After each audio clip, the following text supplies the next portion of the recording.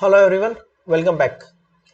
So up to now we have completed the discovery of the fundamental particles like proton, neutron and electron. And now in the next part we'll be talking about the some early model of atoms जिसमें हम primarily दो topic discuss करेंगे. Number one will be the Thomson model of atom and number two will be the Rutherford's model of atom. So in our today's section we'll be completing number one Thomson model of atom, number two Rutherford's alpha particle scattering experiment, and number three we'll be talking about the Rutherford's model of atom and its limitations. That will be the section we are going to complete today. So सबसे पहले basic idea समझ लो. Thompson का idea था कि Thomson ने discovery of electron किया. Discovery of electron करने के बाद ही has proved that matter has some negatively charge particle. अगर एटम के अंदर नेगेटिवली चार्ज पार्टिकल है तो फिर एटम की electrical neutrality, why atom is neutral, इसको प्रॉपरली प्रूव करना था. प्रोटॉन्स और इलेक्ट्रॉन के अरेंजमेंट को एक्सप्लेन करना था. तो he proposed a very basic idea. He said actually जो एटम होता है वो एक पॉजिटिवली सॉलिड मास होता है, राइट? जैसे वाटरमेलन. तो वाटरमेलन का जितना भी रेड पार्ट है पूरा स्फेरिकल, अंदर से जितना भी रेड पार्ट है वो पॉजिटिव सॉलिड मास है. और उसके अंदर जो इलेक्ट्रॉन्स एमिटेड है, राइट, इलेक्ट्रॉन्स डिस्ट्रीब्यूटेड है, वो इलेक्ट्रॉन्स है.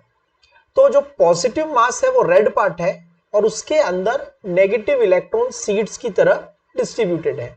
And that is how the electrical neutrality is maintain, right?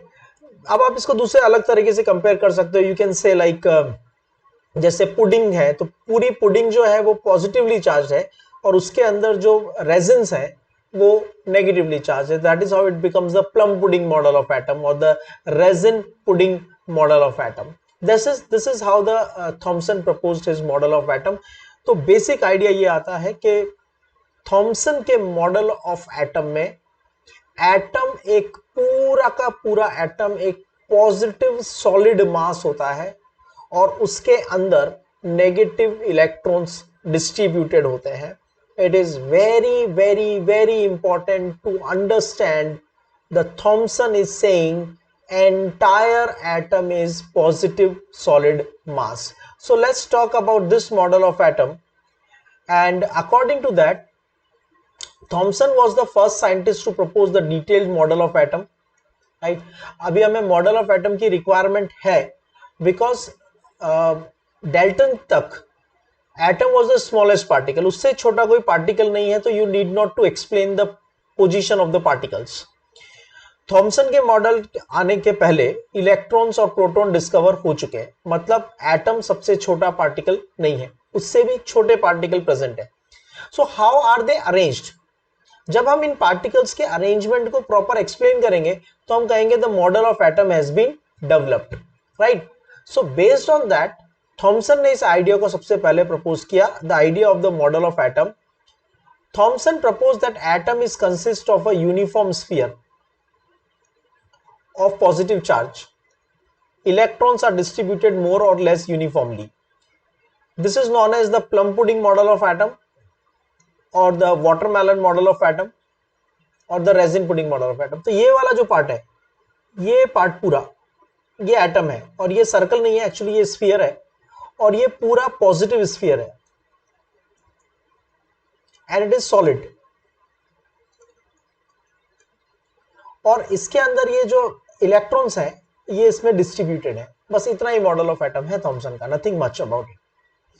Drawback, important drawback of the model of atom is considered as the evenly spread over the atom, right?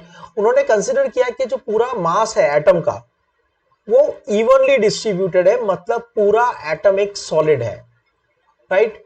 It is a static model. Static model in the sense the electrons are not moving here and the positive mass is also not moving. तो stationary charge positive के अंदर negative, ये तो collapse हो जाना चाहिए ना, right? Positive के अंदर नेगेटिव अगर स्टेशनरी है तो वो तो कोलैप्स हो जाना चाहिए, इट कैन नॉट एग्जिस्ट. तो स्टैटिक मॉडल है, दैट इज अ प्रॉब्लम. और अगर ये कोलैप्स हो जाएगा इसका मतलब he could not explain the stability of the atom. So after that comes the Rutherford's alpha particle scattering experiment, right? So हमने पहले भी डिस्कस किया था अल्फा पार्टिकल्स के बारे में, एक बार शॉर्ट में फिर बता देता हूं. What are alpha particle? Alpha particle has 2 AMU mass approximately. Alpha particle का जो मास है वो अप्रोक्सीमेटली 2 AMU है, और इनके ऊपर जो अल्फा पार्टिकल का जो मास है वो अप्रोक्सीमेटली 4 AMU है, और उसके ऊपर 2 यूनिट पॉजिटिव चार्ज होता है. 2 unit positive charge. This is similar to the helium nucleus, क्योंकि हीलियम के न्यूक्लियस में 2 प्रोटॉन है. 2 प्रोटॉन्स मींस अप्रोक्सीमेटली 2 AMU, और 2 न्यूट्रॉन्स है, so that is also 2 AMU. तो ये टोटल हो गया 4 AMU and charge plus 2. This is similar to the helium nucleus. So alpha particles हमें कहां से मिलते हैं? बेसिकली जब भी कोई रेडियो एक्टिव सब्सटेंस होता है तो हमने एक लेड ब्लॉक के अंदर, ये एक लेड का ब्लॉक है, ये लेड ब्लॉक के अंदर हमने कोई रेडियो एक्टिव सब्सटेंस रख दिया. This substance is radio active.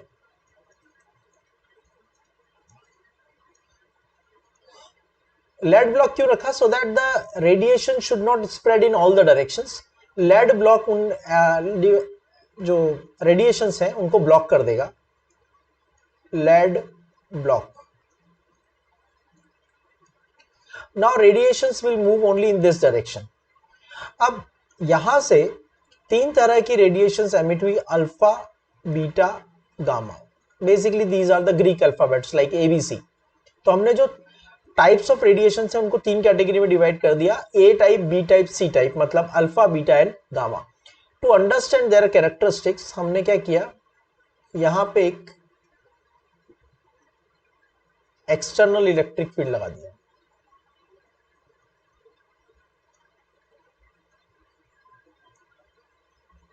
ये पॉजिटिव प्लेट, ये negative plate in the path of these radiations. And it was observe कि किसी भी रेडियो एक्टिव सब्सटेंस में से कुछ रेडिएशंस एमिट होती हैं जो नेगेटिव टर्मिनल की तरफ डिविएट करती हैं, उन्हें नाम दिया अल्फा पार्टिकल. नेगेटिव की तरफ डिविएट हो रही है, इसका मतलब ये पार्टिकल हो गए पॉजिटिव पार्टिकल्स. कुछ रेडिएशंस होती हैं जो पॉजिटिव की तरफ डिविएट करती हैं. पॉजिटिव की तरफ जो डिविएट करती हैं इसका मतलब वो नेगेटिवली चार्ज हैं, उनको नाम दिया हमने beta particles. And there are some radiations which are not deflected and they go straight without any deflection, right? They were named as the gamma rays. Gamma rays. Gamma rays जो होती हैं वो electromagnetic radiations होती हैं. इसका मतलब इनके ऊपर कोई चार्ज नहीं होता, कोई मास नहीं होता. तो गामा रेज क्या हो गई? Gamma rays are electromagnetic radiation and no charge and no mass. ठीक है. जो अल्फा पार्टिकल होता है वो हमें ऑलरेडी पता है, उनका मास होता है 4 AMU और चार्ज होता है positive. That is similar to the helium nucleus. Next comes is the gamma radiation, beta radiations, beta particles. जो बीटा पार्टिकल्स होते हैं इनका जो मास होता है, ये बीटा पार्टिकल का मास होता है approximately equal to the mass of electron, और इनका जो चार्ज होता है that is equal to the charge over electrons, right. तो बीटा पार्टिकल में मास है same as that of electron, charge है same as that of electron. तो beta particles are basically nothing but the electrons, right. So radioactive substance के nucleus में से 3 तरह की रेडिएशंस एमिट हो रही हैं। कुछ इलेक्ट्रोमैग्नेटिक रेडिएशन है which are basically energy, they do not have charge and mass. There are negative particles called beta particles which are nothing but the electrons, and there are positive particles that is alpha particles which we can resemble bit or compare with the helium nucleus. Rutherford ने अपने experiment में ये alpha particles को use किया. ठीक है, तो let's talk about the experiment now. ये रेडियम है. रेडियम एक रेडियो एक्टिव सब्सटेंस है और यहां पे हमने लेड का ब्लॉक रखा हुआ है. ये लेड ब्लॉक रेडिएशंस को स्प्रेड होने से रोकेगा. Radiations will move only in one direction.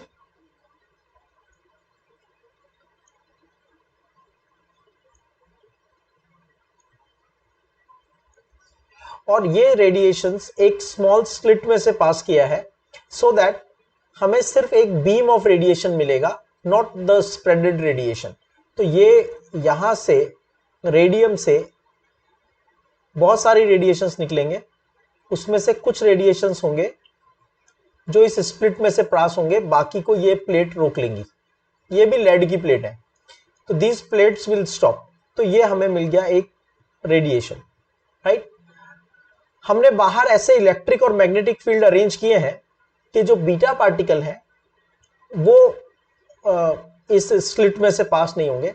बाहर के एक्सटर्नल इलेक्ट्रिक और मैग्नेटिक फील्ड की वजह से सिर्फ अल्फा पार्टिकल्स ही ऐसे हैं जो एक्सेलरेट होंगे, जिनकी स्पीड बढ़ेगी, राइट. उसके बाद हमने यहां पे एक गोल्ड फॉइल लिया है, वेरी थिन गोल्ड फॉइल. ये जो गोल्ड फॉइल है, gold foil, very thin gold foil, right. और इस गोल्ड फॉइल में से अल्फा पार्टिकल्स को हमने अटैक करवाने वाले हैं. ये हमारा मॉडल डायग्राम है. अब एक्सपेक्टेशन क्या है?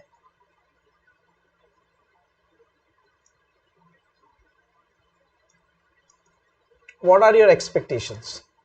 थॉमसन के अकॉर्डिंग एटम एक पॉजिटिव सॉलिड मास है. ये गोल्ड फॉइल का एक एटम, ये गोल्ड फॉइल का दूसरा एटम,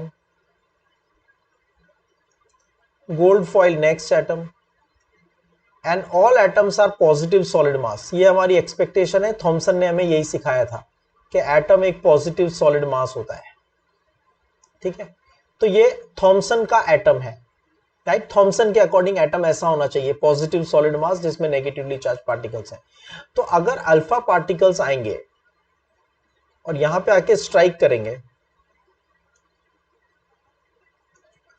एटम भी एक पॉजिटिव सॉलिड मास है, एटम भी एक पॉजिटिव सॉलिड मास है और अल्फा पार्टिकल भी पॉजिटिवली चार्ज होते हैं और ये सॉलिड है. तो क्या अल्फा पार्टिकल इनको क्रॉस कर पाएंगे? Not as per Thomson. Thomson के अकॉर्डिंग वो इसको क्रॉस नहीं कर पाएंगे और वो अपने पाथ से डिफ्लेक्ट हो जाएंगे, मतलब वापस चले जाएंगे.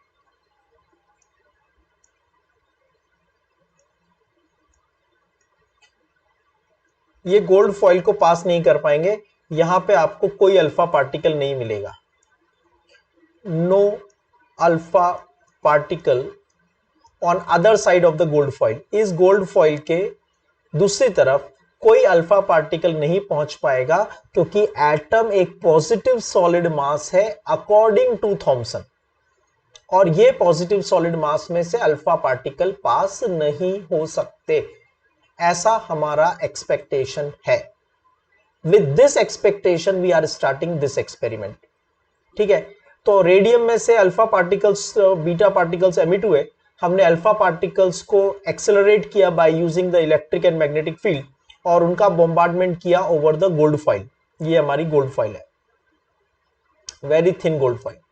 इसके अराउंड हमने ये जो रिंग लगाया है ये एक्चुअली एक तरह से कर्टन है. इसके अराउंड हमने एक कर्टन लगाया है. किसका कर्टन है? ये जिंक सल्फाइड का सर्कुलर स्क्रीन है. What is the role of the zinc sulphide? Zinc sulphide की सेंटिलेशन प्रॉपर्टी होती है. What is that scintillation property?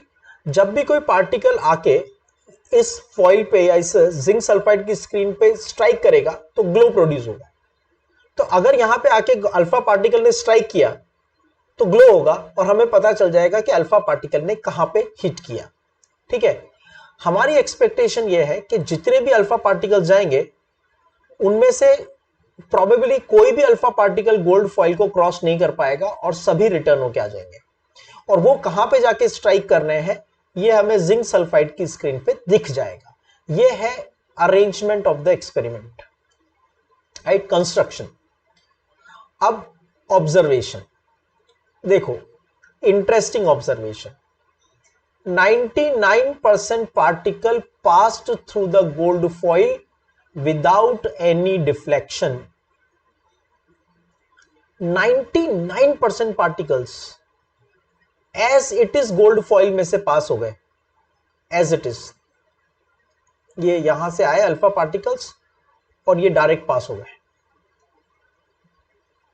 अगर थॉमसन का मॉडल सही है, अगर थॉमसन का कहना सही है कि एटम एक पॉजिटिव सॉलिड मास होता है, तो no particle should be able to pass through the gold foil. But here the results are exactly opposite to that of the expectation. 99% particles pass through the gold foil without any deflection. Few of them, less than 1%, deflected to very small angle. मतलब वो gold foil में से पास तो हो गए। ये तो 99% particle आपके पास हो गए एज इट इज, ये 99%। ये तो ऐसे पास हो गए 99% पार्टिकल, तो जैसे बीच में कोई ऑब्स्टिकल है ही नहीं। ठीक है, सेकेंड थिंग, कुछ slightly less than 1% particle pass हुए। पार्टिकल्स जो पास हुए, these particles are the less than 1% particle। ये पास तो हो गए गोल्ड फॉइल से, लेकिन अपना पाथ मेंटेन नहीं कर पाए, ये अपने पाथ से डिविएट हो गए। तो 99% पार्टिकल तो एज इट इज चले गए थे। लेस देन 1% पार्टिकल पास हुए, लेकिन उनका पाथ थोड़ा सा डिफ्लेक्ट हो गया। और जो हमने एक्सपेक्ट किया था, what did we expect? No particle will be able to pass through the gold foil. हमने एक्सपेक्ट किया था कि गोल्ड फॉइल में से कोई पार्टिकल क्रॉस नहीं हो पाएगा। ऐसा भी हुआ। Some particles could not cross the gold foil. How many particles? 1 out of 20,000 average. 20,000 particle जब आप फायर करोगे तो all of them will pass, any one particle will reflect, right. उसका जो पाथ का एंगल है, डिफ्लेक्शन का एंगल, वो 90 डिग्री से ज्यादा होगा और कभी कभी वो 180 डिग्री पे डिफ्लेक्ट होके वापस आ जाएगा। कि जो आपने एक्सपेक्ट किया था कि पार्टिकल क्रॉस ही नहीं होंगे, ऐसा हुआ, लेकिन only with 1 out of 20,000 particles. इसका मतलब ये थॉमसन की एजम्पशन गलत है। अगर थॉमसन की एजम्पशन सही होती तो इस फॉइल को कोई पार्टिकल क्रॉस नहीं कर पाता, जबकि रियलिटी में क्या हुआ? 99% पार्टिकल गोल्ड फॉइल को क्रॉस कर गए। This is expectation, this is reality, right. 99% particles are expected to reflect back. ये एक्सपेक्टेशन है, जो ग्रीन लाइन है ये एक्सपेक्टेशन है। रियलिटी क्या है? Only 1 out of 20,000 particles reflected back on the path. Thomson का मॉडल तो सही नहीं है। Then what could be the possible thing? तो अब हम पॉसिबिलिटी की बात करते हैं। तो वापस हम गोल्ड फॉइल को ड्रॉ करते हैं एक बार। ये गोल्ड के एटम,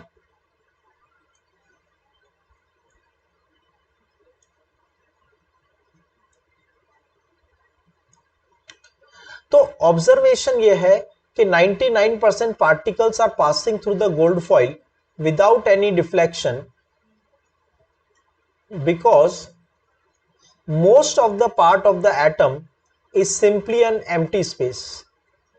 एटम का जो मोस्ट ऑफ द पार्ट है वो एकदम एम्प्टी स्पेस है, उसमें इलेक्ट्रॉन्स को पास होने में कोई प्रॉब्लम नहीं होती, सॉरी अल्फा पार्टिकल्स को पास होने में कोई प्रॉब्लम नहीं होती। 99% particles pass through the gold foil 99% particles pass through the gold foil because atom is an hollow space. Entire positive mass of atom is concentrated in the center.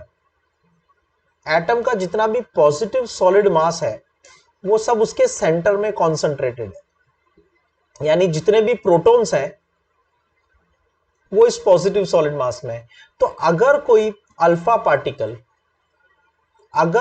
Particle इस positive के एकदम पास आ जाएगा तो वो अपने path से deflect हो जाएगा। अगर कोई अल्फा पार्टिकल इस पॉजिटिव के एकदम पास आ जाएगा तो वो अपने पाथ से डिफ्लेक्ट हो जाएगा। If some alpha particle will very come near to the nucleus तो वो अपने पाथ से डिफ्लेक्ट हो जाएंगे। और ये जो पॉजिटिव सॉलिड मास सेंटर में है जिसके अंदर प्रोटॉन्स हैं वो इतना छोटा है कि पार्टिकल्स, बहुत कम पार्टिकल इससे हेड ऑन कोलाइड करते हैं। अगर किसी पार्टिकल ने इससे हेड ऑन कोलाइड कर लिया तो वो पार्टिकल अपने पाथ पे रिफ्लेक्ट हो जाएगा, लेकिन हेड ऑन कोलाइड करके रिटर्न होने की प्रोबेबिलिटी है 1 आउट ऑफ 20,000। ये सेंटर वाला पॉजिटिव सॉलिड मास इतना छोटा है कि इसमें से डायरेक्ट अल्फा पार्टिकल इस छोटे से पार्ट को स्ट्राइक करेगा, इसकी प्रोबेबिलिटी 1 आउट ऑफ 20,000 है। ये इतना छोटा है। That means if you try to hit it 20,000 times, maybe only once you will be successful, and if any particle directly collide to this then it will be reflected back. तो एक बार short में radio active substance से alpha beta gamma rays निकले, हमने alpha particles को accelerate किया और उनकी एक ही बीम चाहिए थी इसलिए स्लिट में से पास किया। स्लिट में से पास करने के बाद उनको गोल्ड फॉइल के ऊपर हमने बम्बार्डमेंट किया। जब गोल्ड फॉइल के ऊपर बम्बार्डमेंट किया उसके अराउंड हमने जिंक सल्फाइड का स्क्रीन रखा। जिंक सल्फाइड के स्क्रीन पे जब कोई पार्टिकल स्ट्राइक करता है तो ग्लो प्रोड्यूस होता है। थॉमसन के अकॉर्डिंग एक्सपेक्टेशन था कि कोई भी अल्फा पार्टिकल गोल्ड फॉइल को क्रॉस नहीं कर पाएगा और सभी पार्टिकल्स रिटर्न हो जाएंगे। रियलिटी ये था that 99% particles pass through the gold foil without any deflection as if there is no gold foil.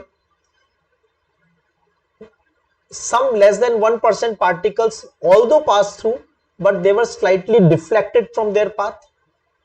और जो थॉमसन के मॉडल के अकॉर्डिंग पॉसिबल था all particles should return, तो all particle रिटर्न नहीं हुए, only 1 out of 20,000 particle return. तो इस एक्सपेरिमेंट के बेसिस पे हम 2 टाइप्स के कंक्लूजन निकाल सकते हैं। टाइप 1 कंक्लूजन, थॉमसन का मॉडल सही नहीं है। Then what are the other conclusions we can draw? 3 major conclusions. Number 1, most of the part of the atom is an empty space, hollow space. Because of that 99% particles are passing through it without any deflection. A very small part of the atom is solid positive. Very small part of the atom is positive and solid, so if any particles come, alpha particle come near to it, it is deflected from its path, and it is such a small positive part that the probability of the head-on collision is negligible. But if some alpha particle has a head-on collision, it will be reflected back on the path, और इसका probability, reflected back का probability कितना है? 1 out of 20,000 particles, right? So hope this is clear. बहुत simple experiment है। इसके basis पे Rutherford ने अपना प्लैनेटरी मॉडल ऑफ एटम दिया। प्लैनेटरी मॉडल ऑफ एटम क्या है? एटम एक एम्प्टी स्पेस होता है, उसके सेंटर में एक पॉजिटिव सॉलिड मास होता है। थॉमसन ने कहा था पूरा एटम एक पॉजिटिव सॉलिड मास होता है। रदरफोर्ड ने कहा पूरा एटम पॉजिटिव सॉलिड मास नहीं होता, central part of the atom, central part of atom is positive solid mass where whole mass of atom is concentrated.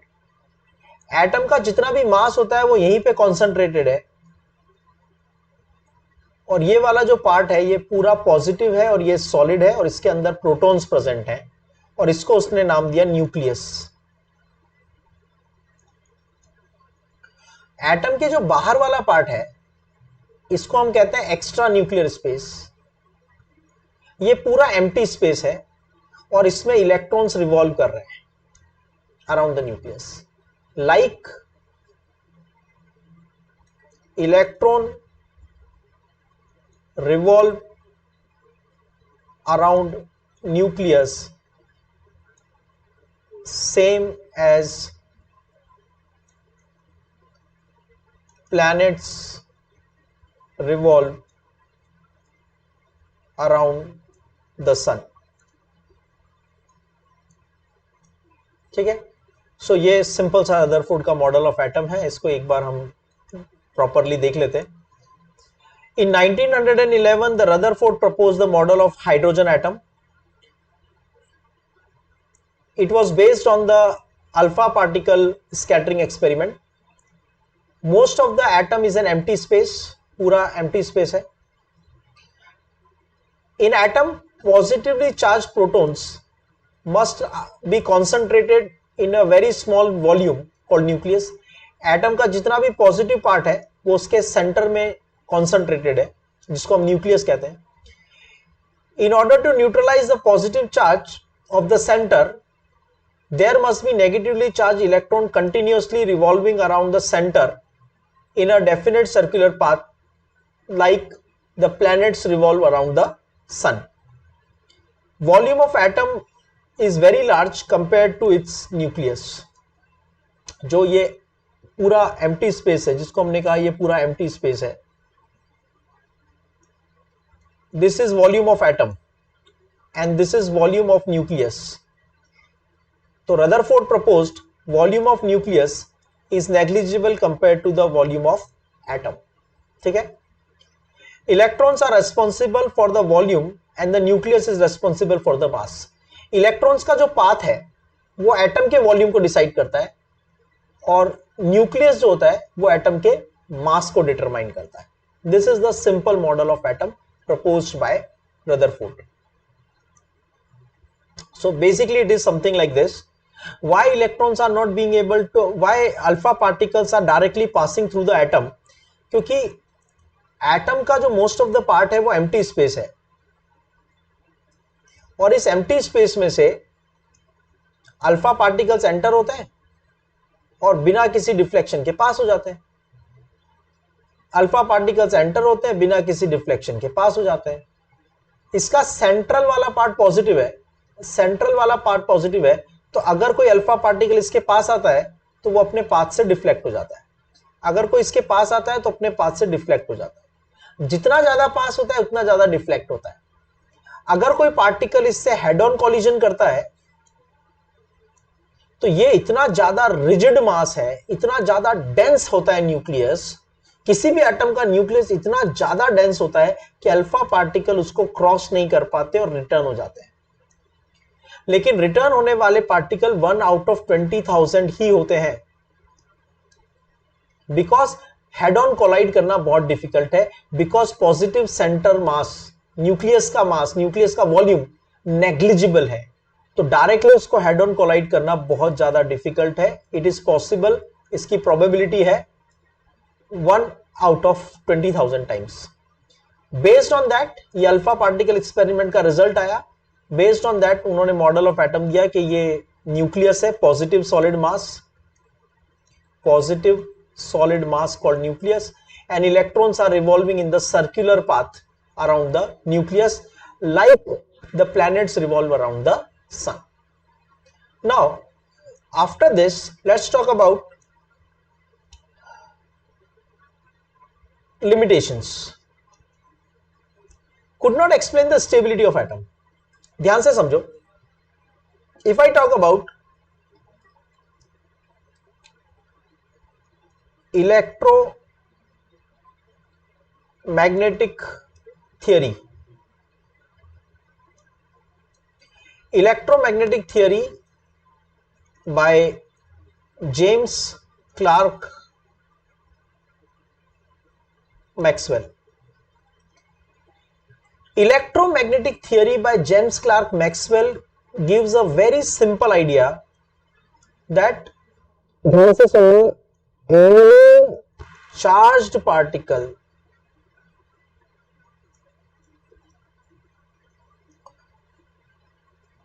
when move under acceleration, any charged particle when move under acceleration, then it will emit energy in the form of radiation.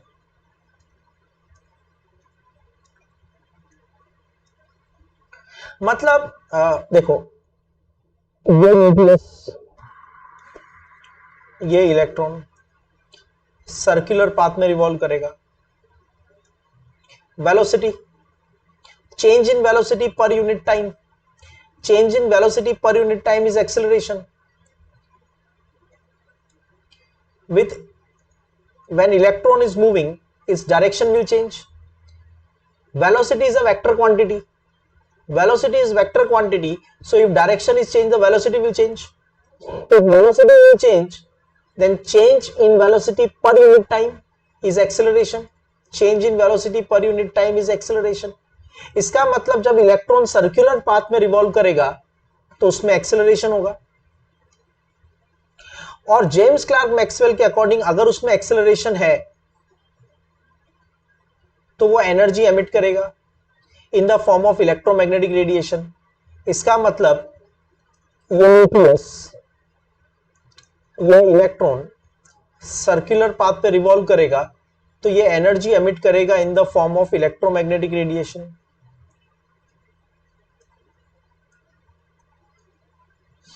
और electromagnetic radiation में energy lose करेगा तो धीरे धीरे electron की energy कम होती जाएगी. Electron की एनर्जी कम होती जाएगी तो उसका पाथ शॉर्ट होता जाएगा और वो जाके न्यूक्लियस में गिर जाएगा. और इस पूरे प्रोसेस में कितना टाइम लगेगा? 10⁻⁻8 सेकंड का टाइम लगेगा. ओनली 10⁻⁸ सेकंड का टाइम लगेगा. इसका मतलब एटम कोलैप्स हो जाएगा. कितनी देर में? 10⁻⁸ सेकंड में. See basically James Clerk Maxwell की एक इंडिपेंडेंट थियरी है, right? According to that theory, when any charged particle is moving under acceleration, अगर वेरिएबल वेलोसिटी के साथ, चेंज इन वेलोसिटी के साथ, एक्सेलरेशन के साथ कोई चार्ज पार्टिकल मूव करता है तो वो एनर्जी लूज करता है. और वो एनर्जी लूज करता है in the form of electromagnetic radiations. One of the type of electromagnetic radiation is like sunlight और अल्ट्रावायलेट लाइट और इंफ्रारेड लाइट. ये सब इलेक्ट्रो या mobile waves, TV waves, radio waves, ये सब इलेक्ट्रोमैग्नेटिक रेडिएशंस के एग्जांपल हैं. तो ये इलेक्ट्रोमैग्नेटिक रेडिएशंस का प्रोड्यूस होने का एक सोर्स जेम्स क्लार्क मैक्सवेल ने बताया कि जब कोई चार्ज पार्टिकल मूव करेगा अंडर एक्सेलरेशन तो वो एनर्जी लूज करेगा. एनर्जी लूज करेगा in the form of electromagnetic radiation. Obviously अगर पार्टिकल एनर्जी लूज कर रहा है तो उसका पाथ शॉर्ट हो जाएगा और वो न्यूक्लियस में आके गिर जाएगा. If it will fall in the nucleus, positive के अंदर नेगेटिव इलेक्ट्रॉन आके फॉल होगा तो एटम कोलैप्स हो जाएगा. This was the idea of James Clerk Maxwell. तो ये रदरफोर्ड ये नहीं बता पाए कि ऐसा स्पाइरल पाथ क्यों नहीं होता, सर्कुलर पाथ क्यों होता है. He could not explain why electron is not emitting out the energy. ठीक है, तो he could not explain why electron is not falling in the nucleus, why electron is not losing electromagnetic radiation. क्योंकि अगर charge particle में acceleration है तो electromagnetic radiation तो होनी चाहिए. अगर इलेक्ट्रोमैग्नेटिक रेडिएशन रिलीज होंगी तो एनर्जी कम होगी. एनर्जी कम होगी तो इलेक्ट्रॉन न्यूक्लियस में गिरेगा. इलेक्ट्रॉन न्यूक्लियस में गिरेगा तो एटम कोलैप्स हो जाएगा.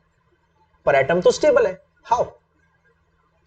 When electron is not losing energy, although it is a charged particle, although it is moving under acceleration, still it is not emitting electromagnetic radiation, still it is not falling in the nucleus. Why? That has to be explained by Rutherford, which could not be explained. Further, one more very important point जो Rutherford के model में explain नहीं होता है. See, जब हम लेते हैं सनलाइट एक इलेक्ट्रोमैग्नेटिक रेडिएशन है, और इस सनलाइट को जब हम प्रिज्म से पास करते हैं तो ये 7 कलर्स में डिवाइड हो जाती है, और हमें यहां इसका जो इंप्रेशन मिलता है हम उसको बोलते हैं rainbow. Rainbow is a continuous spectrum. What is the meaning of continuous spectrum? It is violet, indigo, blue, green, orange, yellow, orange, red. ये 7 कलर्स कहां पे खत्म होके कौन सा कलर नया स्टार्ट होता है हमें पता नहीं चलता. वॉयलेट के बाद वॉयलेट कब खत्म हुआ, इंडिगो कब स्टार्ट हुआ, इंडिगो कब खत्म हुआ, ब्लू कब स्टार्ट हुआ, ब्लू कब खत्म हुआ, ग्रीन कब स्टार्ट हुआ, ये सब आप रेनबो में नहीं देख सकते. That's all overlapping. तो हम इसको कहते हैं continuous spectrum. Now the second thing, हम लेते हैं एक डिस्चार्ज ट्यूब. आप सबको पता है डिस्चार्ज ट्यूब क्या होती है. 50 सेंटीमीटर लॉन्ग ग्लास ट्यूब लिया, इसमें हाइड्रोजन गैस फिल किया और हाई वोल्टेज लगाया. यहां से लाइट एमिट हुई, मतलब इलेक्ट्रोमैग्नेटिक रेडिएशन एमिट हुए. इनको हमने प्रिज्म से पास किया, फोटोग्राफिक फिल्म पे इनका एक्सप्रेशन बनाया, यानी स्पेक्ट्रम बनाया. ऑब्जर्व क्या हुआ, कुछ ब्राइट लाइंस बनती हैं. रेनबो की तरह कंटिन्यूअस नहीं. There is a bright line, then there is a gap, then there is a bright line, then there is a gap, then there is a bright line, then there is a gap. इसको हम कहते हैं discontinuous spectrum.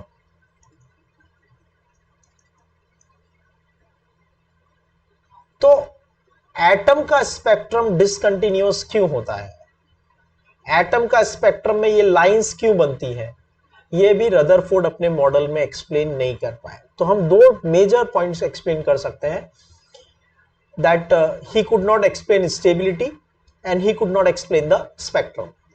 What is the meaning that he could not explain stability? तो मैंने आपसे कहा electron एक charge particle है. चार्ज पार्टिकल सर्कुलर मोशन में जब मूव करेगा तो उसमें एक्सेलरेशन होगा. अगर उसमें एक्सेलरेशन है तो उसकी एनर्जी एमिट होगी in the form of electromagnetic radiation. अगर एनर्जी एमिट होगी तो एनर्जी कम हो जाएगी.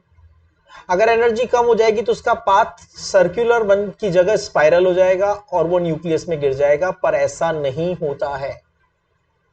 इलेक्ट्रॉन जब रिवॉल्व करता है तो वो इलेक्ट्रोमैग्नेटिक रेडिएशन एमिट नहीं करता. इलेक्ट्रॉन न्यूक्लियस में नहीं गिरता है. एटम स्टेबल होता है.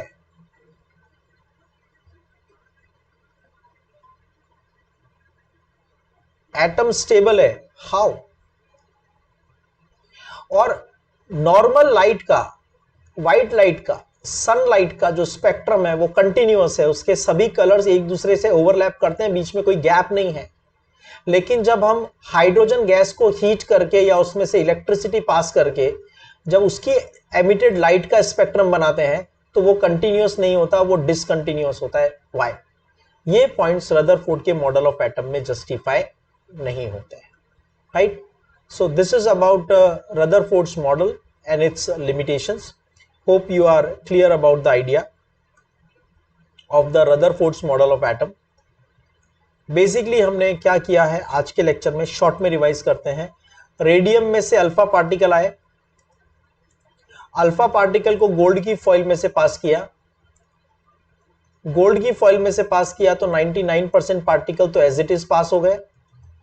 लेस देन 1% पार्टिकल भी पास हो गए, लेकिन वो थोड़ा डिफ्लेक्ट हो गए. Particles less than 1% they pass but deflected. और only 1 particle out of 20,000 was reflected back. ये था एक्सपेरिमेंट। इसके बेसिस पे कंक्लूजन आया कि एटम पूरा एक एम्प्टी स्पेस होता है, एटम का सिर्फ सेंट्रल पार्ट पॉजिटिव सॉलिड मास होता है। इस पॉजिटिव सॉलिड मास को हम बोलते हैं न्यूक्लियस। न्यूक्लियस सॉलिड होता है, न्यूक्लियस डेंस होता है, न्यूक्लियस के अंदर सभी प्रोटॉन्स प्रेजेंट होते हैं, and this is the responsible for the mass of the atom. और बाहर नेगेटिवली चार्ज इलेक्ट्रॉन रिवॉल्व करते हैं, which is called extra nuclear space. This extra nuclear space is responsible for the volume of atom. ठीक है, volume of atom is because of this extra nuclear space. ठीक है, ये Rutherford का model है। Rutherford की लिमिटेशन क्या है? अगर चार्ज पार्टिकल सर्कुलर पाथ में रिवॉल्व करेगा तो उसमें एक्सेलरेशन होगा, एक्सेलरेशन होगा तो एनर्जी एमिट करेगा in the form of electromagnetic radiation. और वो जो एनर्जी एमिट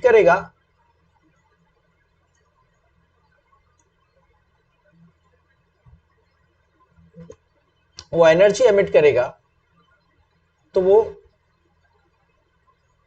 न्यूक्लियस में गिर जाएगा, पर ऐसा नहीं होता। Why?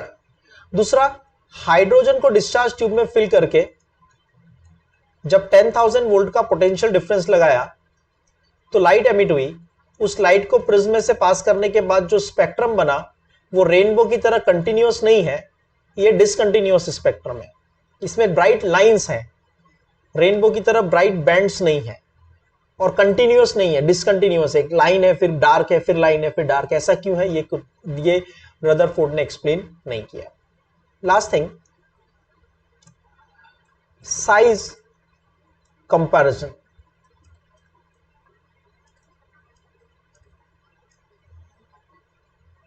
of atom and nucleus. According to Rutherford, the radius of atom is in the order of angstrom, यानी 10⁻⁻10 मीटर के ऑर्डर में होती है। मतलब जितने भी एटम्स हैं उन एटम्स का जो रेडियस है, ये न्यूक्लियस से लेके बाहर तक का डिस्टेंस है जहां पे इलेक्ट्रॉन रिवॉल्व कर रहे हैं, ये जो डिस्टेंस है ये 10⁻⁻10 मीटर या एंगस्ट्रॉम के ऑर्डर में है, राइट। और ये जो सेंटर में न्यूक्लियस है, इस न्यूक्लियस का जो रेडियस है ये 10⁻⁻15 के ऑर्डर में है, 10⁻⁻15 मीटर के ऑर्डर में। तो volume of atom divided by volume of nucleus, atom का न्यूक्लियस कितना होगा? 4/3 pi radius of atom cube, 4/3 pi r cube. ये स्फीयर का वॉल्यूम 4/3 पाई आर क्यूब, ये न्यूक्लियस का volume. This will be cancelled. Atom का न्यूक्लियस एटम का radius 10⁻⁻15 raise to 3, 10⁻⁻10 raise to 3, और nucleus 10⁻⁻15 raise to 3। That comes to 10⁻5 raise to 3। इसका मतलब volume of atom is equal to volume of nucleus into 10⁻15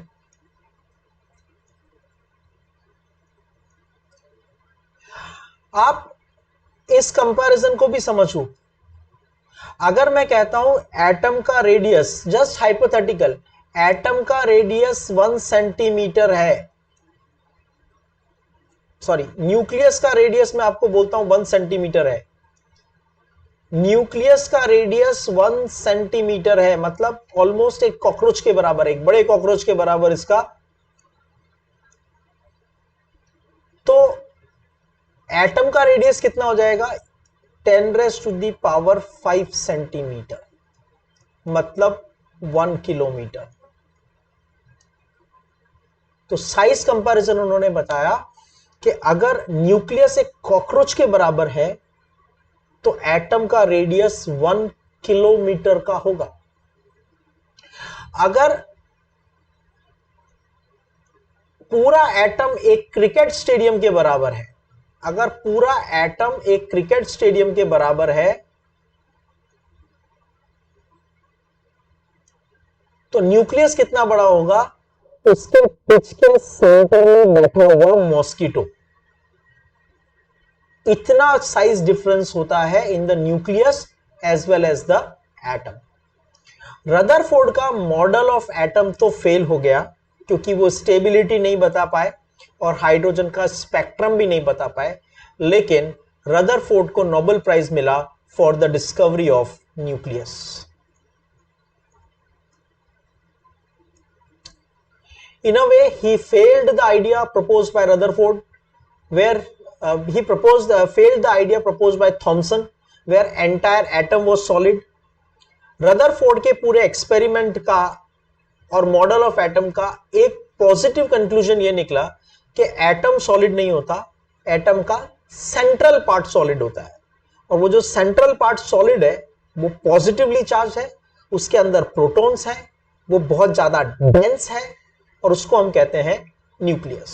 बाहर empty space है जिसमें electrons revolve कर रहे हैं। Right, hope this lecture is clear. There is nothing much about this to write. Alpha particle scattering experiment है और उसके conclusions हैं, रदरफोर्ड का मॉडल और उसके limitations. That is what we discuss today. Right, in the next section we will talk about the new developments in the model of atom, and that's all for today.